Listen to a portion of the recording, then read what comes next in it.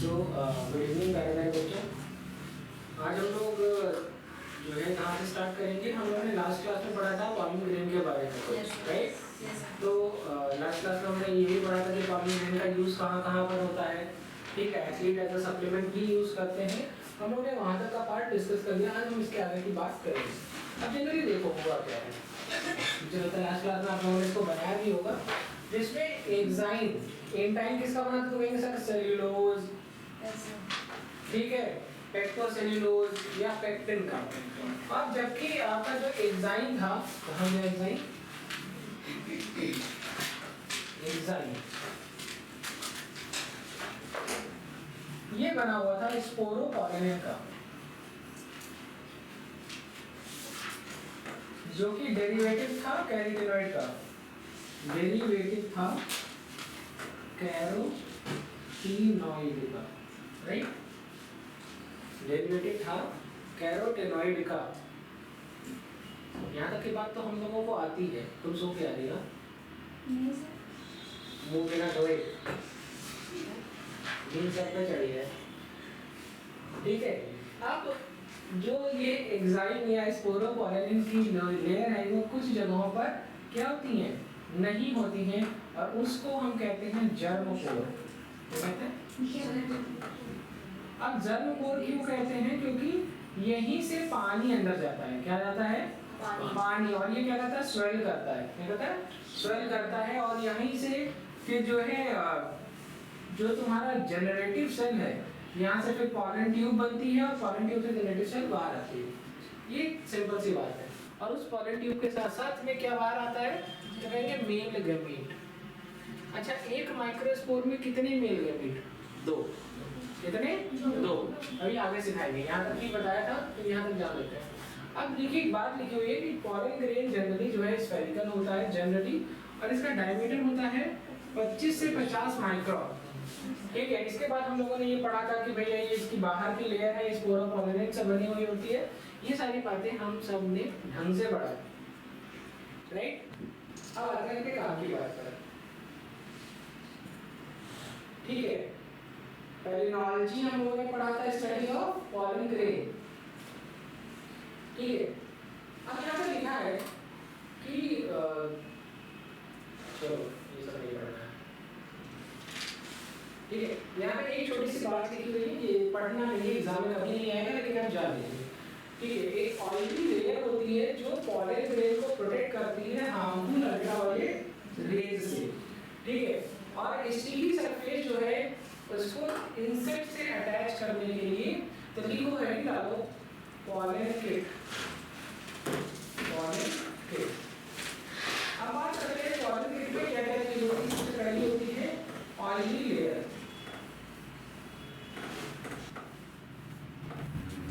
इसका काम क्या होता है? तो कहेंगे sir protect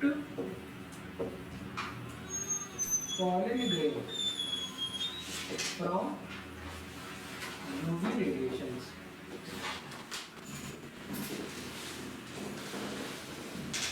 protect pollen grain from UV radiations। Sir आप नहीं करें बाजार में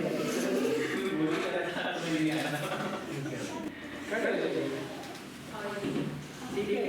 अब बताइए माइक्रोस्पोरेंजियम एक शब्द है, एक शब्द है माइक्रोस्पोरोफिल, और एक शब्द है माइक्रोस्पोर। माइक्रोस्पोर क्या है?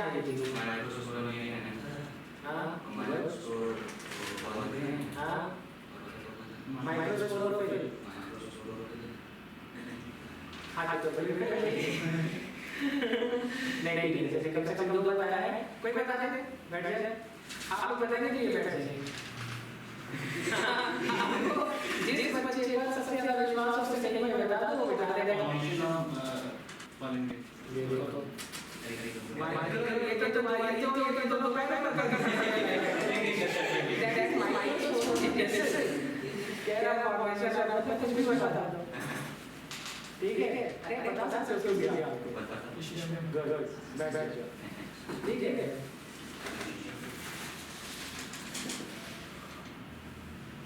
अगर मैं देखो एक और बात जो पॉलिन में है, दैट इज स्टिकी सरफेस। भैया नाम से ही समझ में आ रहा है। इसका काम क्या होगा, इंसेक्ट के ऊपर, इंसेक्ट के पैरों में या उसकी बॉडी में चिपकने के लिए हेल्प करेगा। ठीक है, तो लिखिए हेल्प टू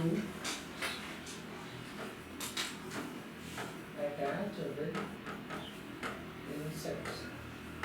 हालांकि ऐसी बहुत सारी चीज़ें जो मैं इसमें पढ़ा सकता हूँ, बट मैं नहीं पढ़ा रहा हूँ क्योंकि इसके जस्ट पहले एक चैप्टर आया करता था एक समय पहले, रिप्रोडक्शन इन ऑर्गेनिज्म।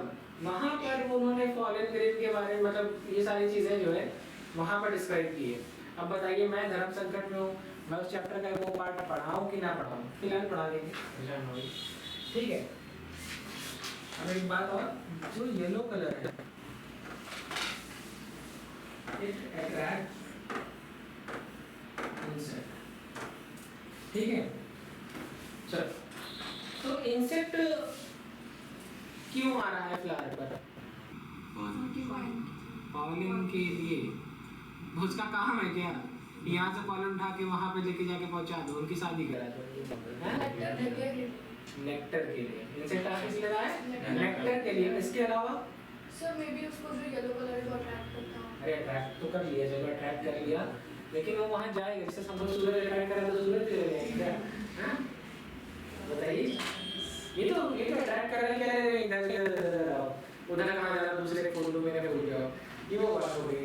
दूसरी सिंपल सी बात है, शेल्टर। रोटी कपड़ा मकान, हाँ? दुनिया इसी चीज़ों के आसपास चलती है, तो किसके लिए? शेल्टर के लिए। तो इंसेक्ट को दो चीज़ें मिल जाए, तो घर मिल जाए तो खाना मिल जाए। क्या मिल जाए? या तो घर मिल जाए या तो खाना मिल जाए, ठीक है। चलो, हेडिंग डालिए डेफिशिएंसी ऑफ एंथर। क्या डालिए? Deficiency of anther. बहुत अच्छा टॉपिक है।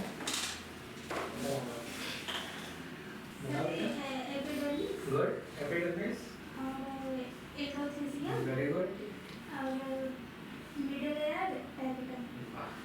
आप बता रहे थे क्या क्या, अड़ोसी पड़ोसी बता रहे थे, क्या बात है, ठीक है, बिल्कुल सही आंसर है और बहुत एकदम बिल्कुल सही सीक्वेंस में बात किया आपने।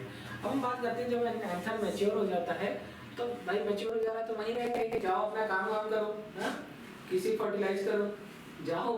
तो वो उसको जाने के पहले की जो सिचुएशन है, एक चेंजेस, मतलब उसके एंथर के अंदर क्या क्या चेंजेस आएंगे। तो एंथर की एंथर की जो मिडिल लेयर है वो डिजेनरेट कर जाएगी। क्यों डिजेनरेट कर जाएगी? क्योंकि जो टैपेटम है वो उसका खाना सब खा चुका होगा।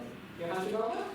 खाना उसका पूर्ण रूप से एब्जॉर्ब कर लिया, तो उसकी वो जो भूखे हुआ अकेले सेल के अंदर बचा है तो क्या जिंदा रहेगा। तो दूसरी बात कि क्या क्या बचेगा, तो कह रहे हैं एपिडर्मिस और एंडोथेलियम बचेगा। क्या बचेगा? एपिडर्मिस और एंडोथेलियम। मैं शुरुआत पॉइंट इसके बाद नाम करते हैं।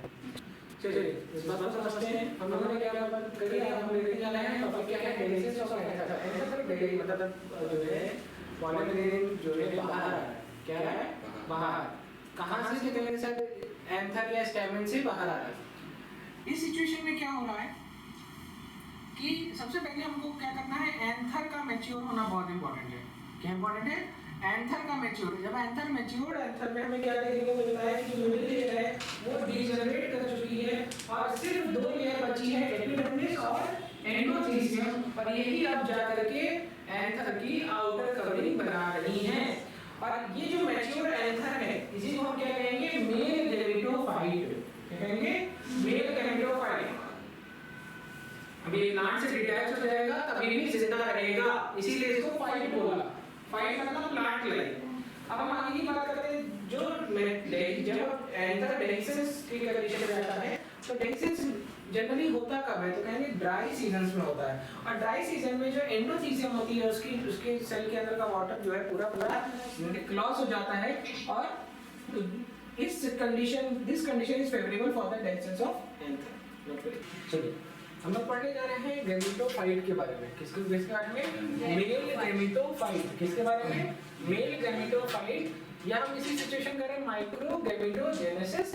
अब जनरली जो फ्लावरिंग प्लांट होते हैं इसमें जो मेल गैमेटोफाइट है ये 2 सेल स्टेज में होता है। किस स्टेज में होता है?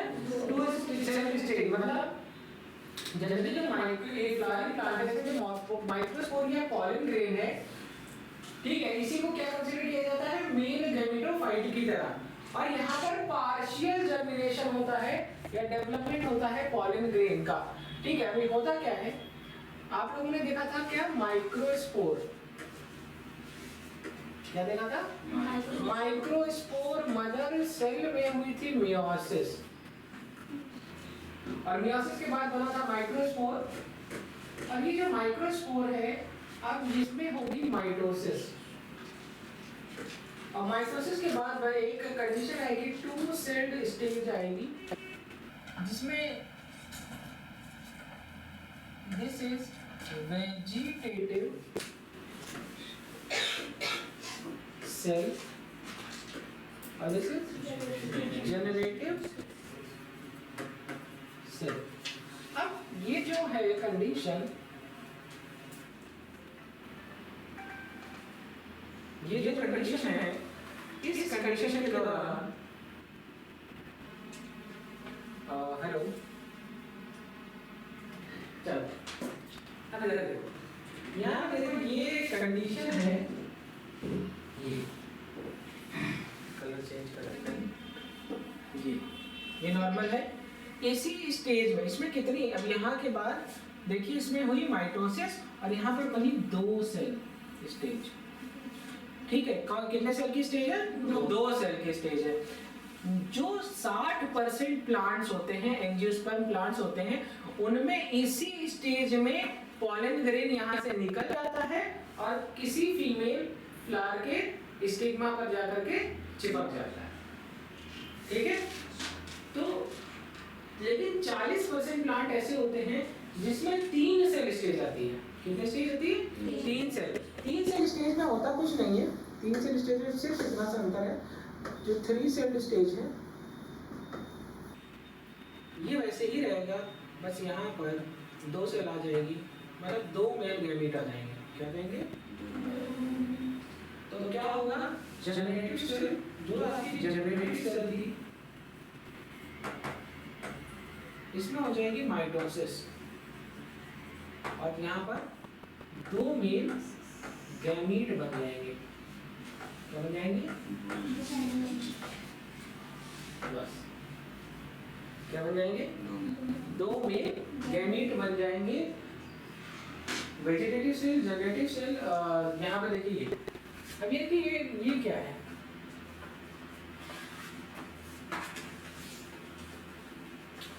This is what, this is pollen tube. क्या है, पॉलन ट्यूब। और ये पॉलन ट्यूब बनता कहाँ पर है, जब ये मेल गैमीट ऐसे जाएगा, ये कोई फीमेल है और इस पर ये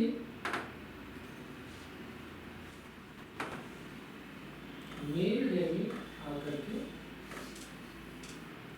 बैठा, और जब सेल्फ कंपैटिबिलिटी टेस्ट हुआ, ठीक है, इनकम्पैटिबिलिटी टेस्ट होता है, कंपैटिबिलिटी टेस्ट होता है, इसमें क्या होता है कि चेक किया जाता है कि राइट पॉलन ग्रेन है कि नहीं।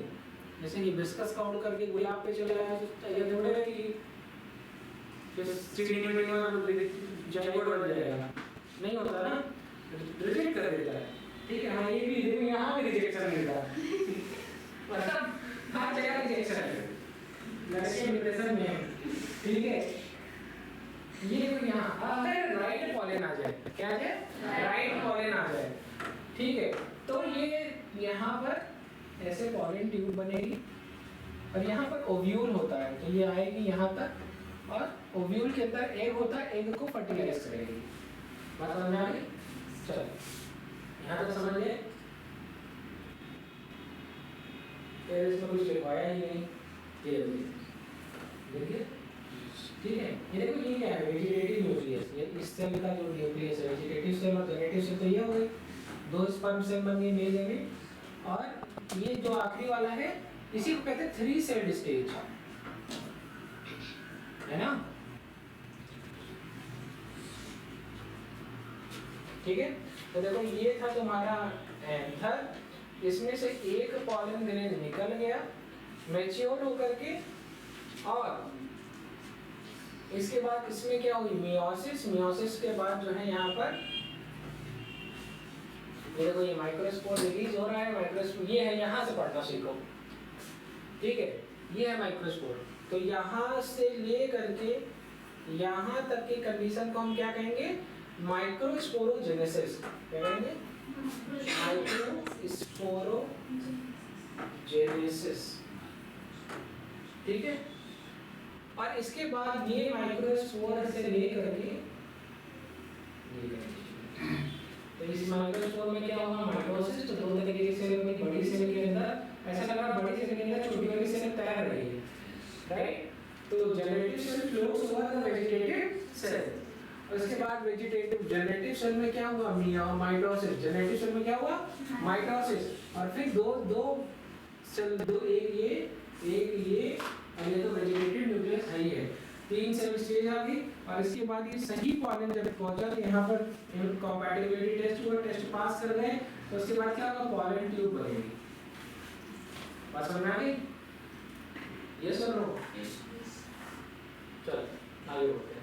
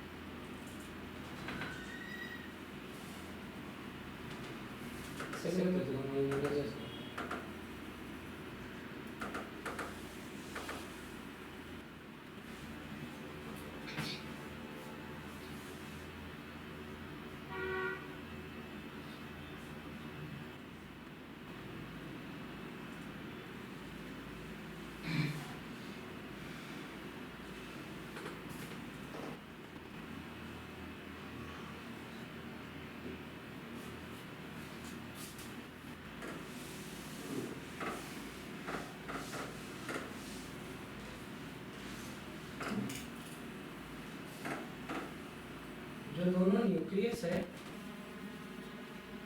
they are surrounded by cytoplasm, dense cytoplasm. ठीक है? Now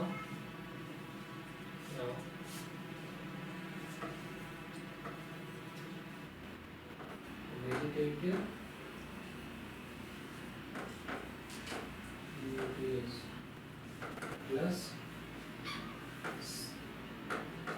साइटोप्लाज्म क्या बनेगी? Vegetative cell. उसी तरीके से जनरेटिव न्यूक्लियस प्लस साइटोप्लाज्म क्या बनेगी? जनरेटिव।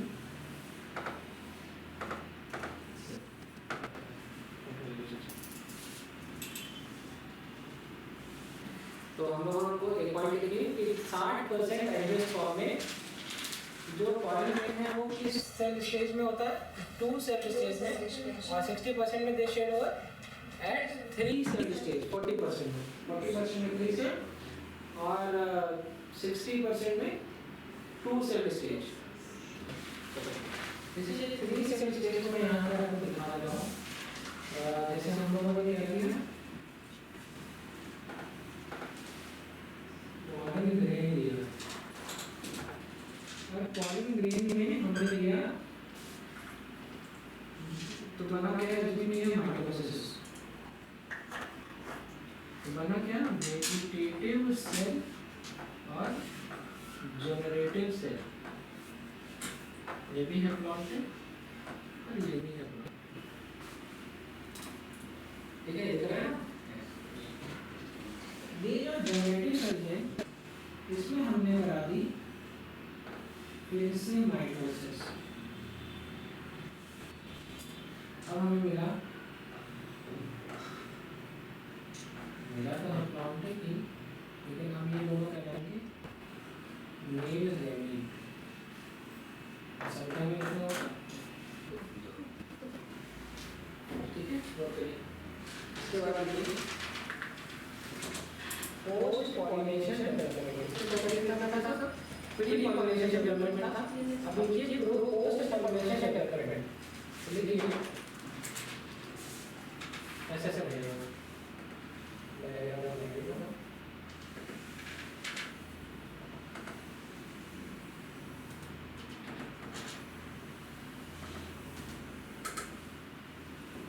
ठीक है, ये जो पॉलिनेशन ले रहे हैं ये लोग क्या है, कहाँ पर?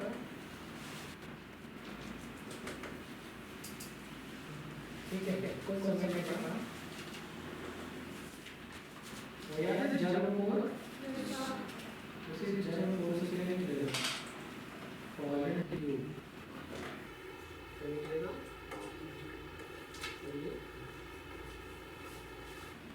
ऐसे बना लीजिए। देखिए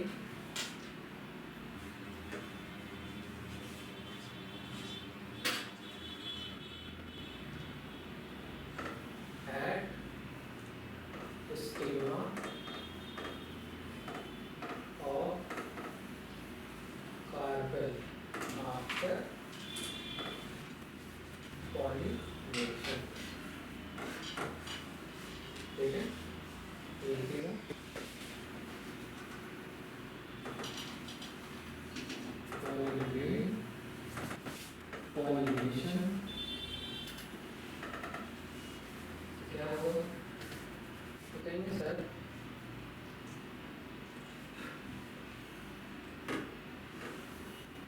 क्या होगा? इवेंट देखिए,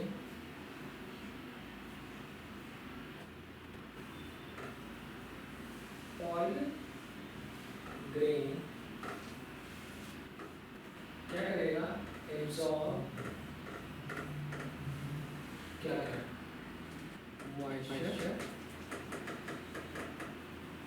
और शुगर। कहाँ से? From stigma. ठीक है, तो इसका क्या होगा? इस वजह से, इतना कुछ करने की वजह से साइटोप्लाज्म का जो वॉल्यूम है क्या होगा? बढ़ेगा। और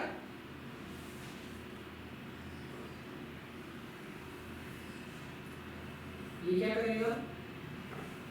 एक्सर्ट करेगा क्या? प्रेशर। क्या करेगा? प्रेशर एक्सर्ट करेगा। और जब ये प्रेशर एक्सर्ट करेगा तो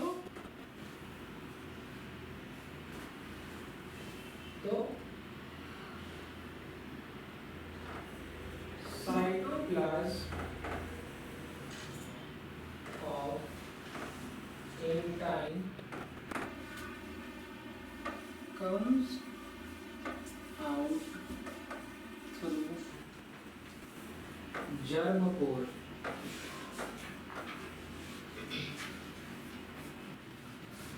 ठीक है, and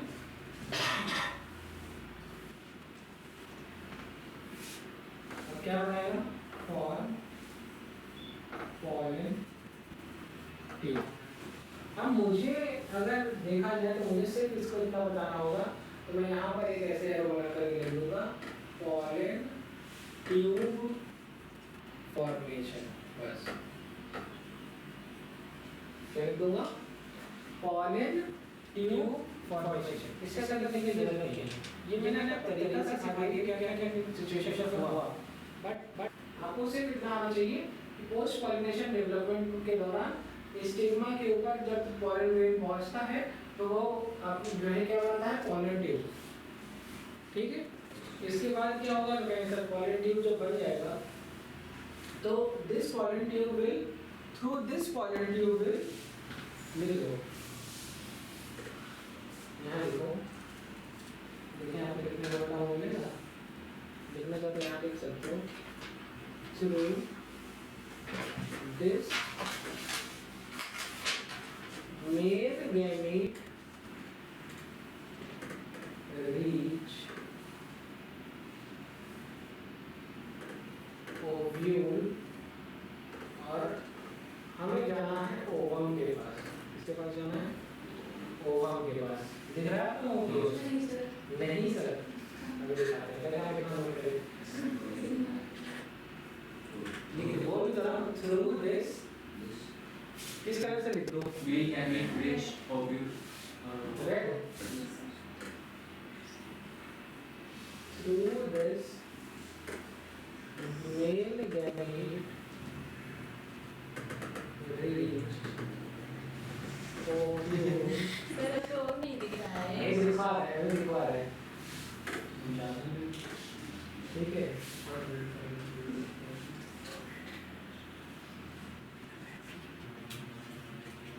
सर इससे अच्छा होता कि फिर से लिख देते। चलो चलो ठीक है ठीक है। हाँ नहीं तो हमने क्लास में कर देते थे जब सब सही हो गया तो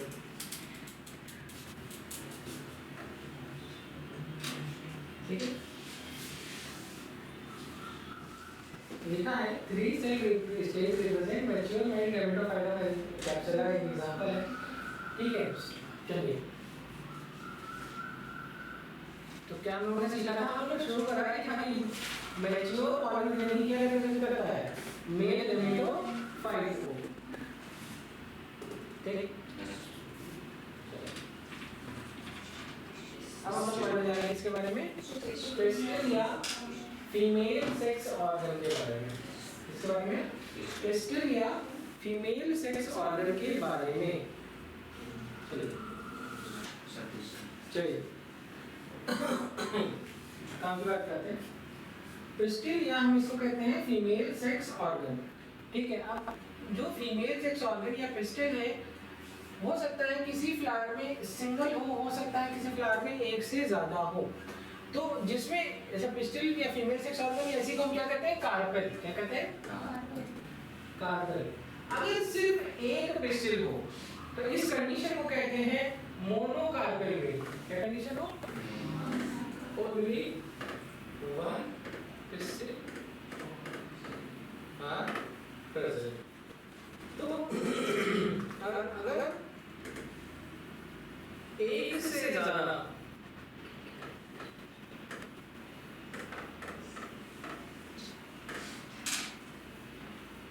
तो इसको हम क्या कहेंगे मल्टी कार्पेल, क्या कहेंगे मल्टी कार्पेल। जैसे अगर मैं आपसे बात करूं कि मोनोकार्पेल या मल्टी कार्पेल की, अगर मैं आपसे बात कर रहा हूं कि एक पिस्टल प्रेजेंट है, ठीक है, वो अलग बात है, पहले यहाँ पर। अब ये जो कंडीशन है मल्टी कार्पेल, कौन सी कंडीशन मल्टी कार्पेल में दो कंडीशन है, एक कंडीशन है सिर्फ कार्पस और एक कंडीशन है एपोकार्पस। यहाँ पर देखने की कोशिश कीजिए, जैसे ये है आपका थैलेमस और इस पर जो भी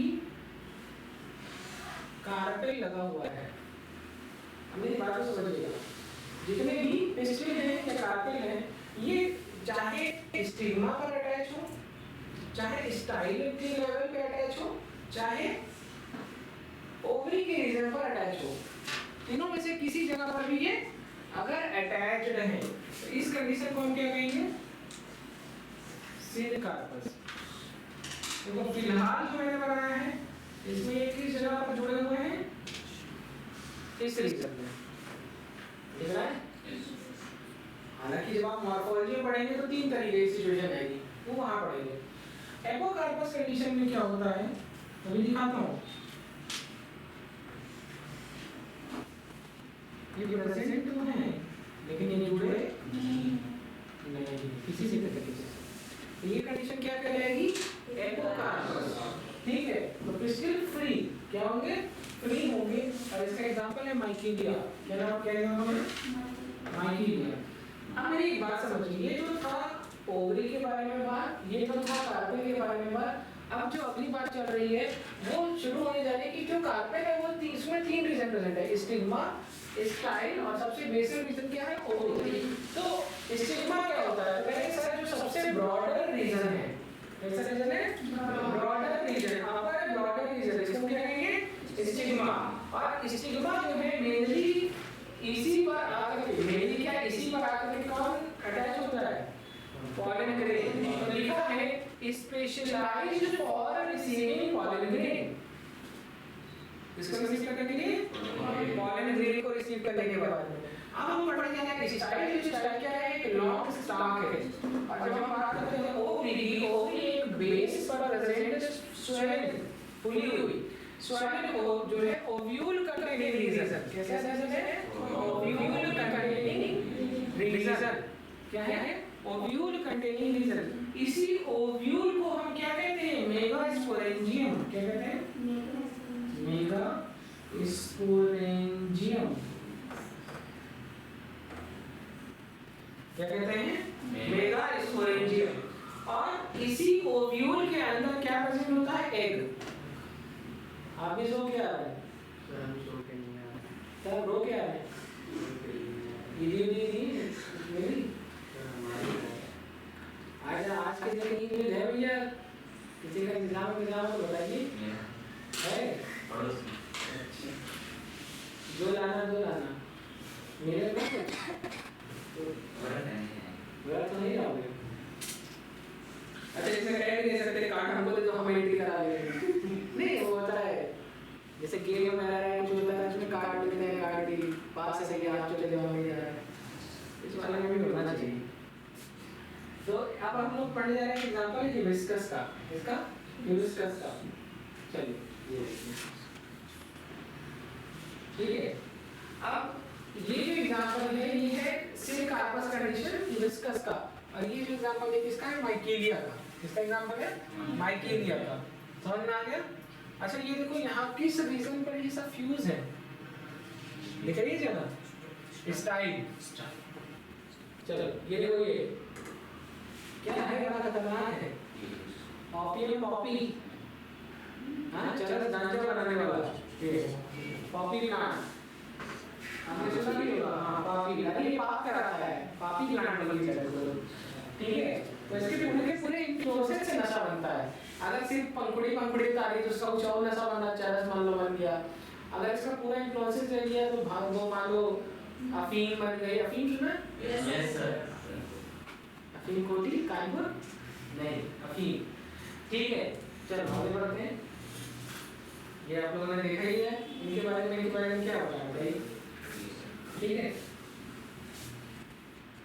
कुछ बचा नहीं इनके बारे में जानने को।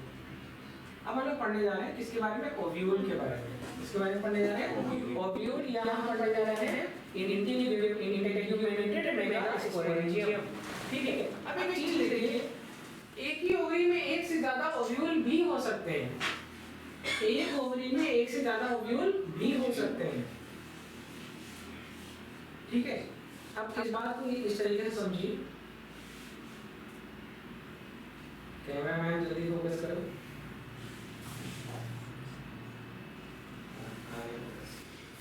ठीक है, इस चीज को हम इस तरीके से देख सकते हैं कि एक ओवरी में एक से ज्यादा ओव्यूल भी हो सकते हैं। पहली बात क्या हो रहा है? फोकस पे चेंज हो रहा है। कैमरे को इधर दिखाओ। ठीक है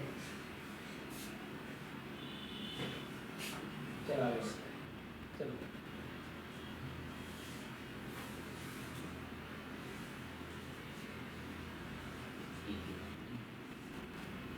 यहाँ पर कुछ खास बात देखिए।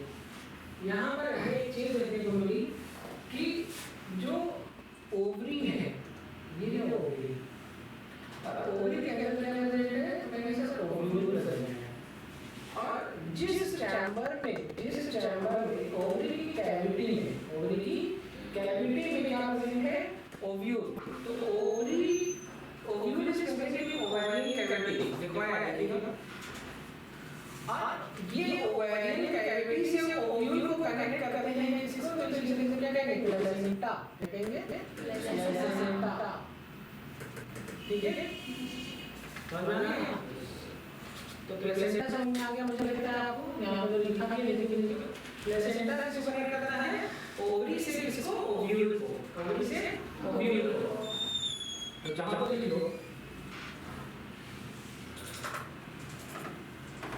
placenta is present inside ovarian cavity. Inside ovarian cavity. Okay. अब देखो मेरी बात को समझो कि जो ओव्यूल है किसी भी ओव्यूल में एक ओव्यूल भी हो सकता है और देखो इस ओव्यूल में एक से ज़्यादा ओव्यूल भी होते हैं। देख रहे हैं ना? अगर आप कुछ देखोगे तो इसमें आपको